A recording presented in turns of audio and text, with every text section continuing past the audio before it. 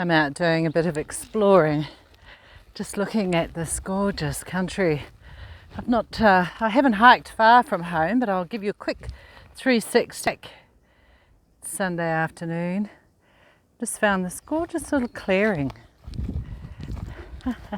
Isn't it lovely? Anyway, the point of this video is to share some of my cold calling knowledge and tips with you. Now, the word surrender has been on my mind quite a lot these last few days. And the reason for it, and I'll explain soon the connection with cold calling, and it'll help you tremendously if you can take it on board and just sit with it for a while. Now, the word surrender, the opposite to surrender is resistance, expectations, and all that sort of stuff. And where it's been relevant to me the last few days is as a crazy 60-plus-year-old decided to up sticks and pack up my Jeep with my business stuff and my entire office and mega belongings, because I put everything into storage. I've got massive storage, and travel down to where am I? Tamworth. I just felt like I wanted to get back into the country a little bit, and of course each day that I've been down here I've become more comfortable with it, but there has been little minor panics inside, and I've really had to just surrender myself to this environment and just know that I've made the right decision. Anyway, how it relates to cold calling, I can tell you this: I have made well over 150,000 cold calls since 2010, I think it was. I've analysed well over 100,000 of those cold calls, and I'm talking cold calls mostly on behalf of real estate companies and property developers, speaking with buyers, and these calls have been quite unexpected. So I've done what a lot of you have to do on a daily basis for a very long time, and I think that gives me a lot of experience. Now, the word surrender, how this is going to work to your advantage is I'd like to just get you to sit with it for a while, because when you get on that phone, when you're making a cold call for the first time, and I'm talking for the first time, if you go into that call, I know you've got to set goals and you've got to have your intentions and everything clearly set out in your mind, but as soon as you dial that number, once you hear that dial tone, you have to remove all of that from your thinking, because it shows through the tone of your voice. Now, if you're a real estate agent, you will have experienced hundreds, if not thousands, of hang-ups depending on how long you've been in the industry.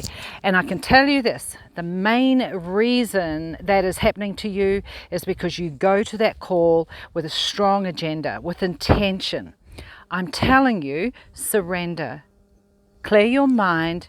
Have no intention at all, because it's not going to work in your favour until such time as you can hear the person on the other end getting comfortable, trusting you a little bit more. Now, when you've got that trust, when you've got a little bit of traction on the call, then you know you can start nudging it towards a sales discussion. I'm just going to pick up my walking stick. It's not a walking stick as such, it's a hiking stick. Excuse me. I'm just going to walk around while I'm talking to you, because I just want you to see this beautiful place I'm in. Anyway, surrender. Surrender. The opposite of that is a set intention, agenda. They're all very resistant behaviour, because what they're saying is you've decided the outcome is going to be a certain way, and you're basically denying them any option at all. But if you go in and just surrender and just have a very open mind, you'll find they'll start asking you questions. They'll start engaging with you. So that first cold call, you're going to get, if you do this call really well, you're going to get huge amounts of business out of it. Because if you do it well, it could result in, I don't know, at least 5 house purchases, which is 5 listings. And then there's all the referral business. So go gently with it. Try surrendering. Even when you say the word, it kind of takes the pressure off your chest, doesn't it? Takes the anxiety out of the call. I had a concierge team of about 20 girls a few years ago, and we used to do calls for some of Australia's most eminent property developers. Huge ones. I'm sure a lot of the names are familiar to you. We won't go into that now. One of them said to me when she was in training, she asked me this question. She said, What is on your mind, Janine, when you go to dial that number, that cold call number? I had to think about it. I thought, what a bloody good question. Thought about it. I thought, absolutely nothing. I said nothing. There's nothing in my mind at all. I have no agenda, no intention. Now, I used to, once I got my feet off the ground and I sort of was pretty good at this stuff, I reckon I would have been hung up on maybe 5 times a year. My girls, once they were fully trained, could brag exactly the same effect. We were so shocked when we got hung up on. We used to laugh about it. It was that rare, especially when you factor in all the amount of calls we make. So, take my advice.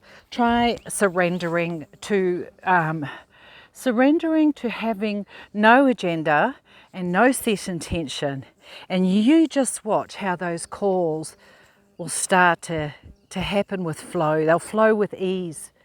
They'll become enjoyable. Another 360. Isn't this just beautiful? Oh God, I wish it was lunchtime and I had a picnic basket and the perfect partner beside me with a bottle of Shardy. How gorgeous is that? All right, I hope that was helpful. Get on the phones, start practicing that little tip, and oh my goodness, I would love to get your feedback. Bye for now.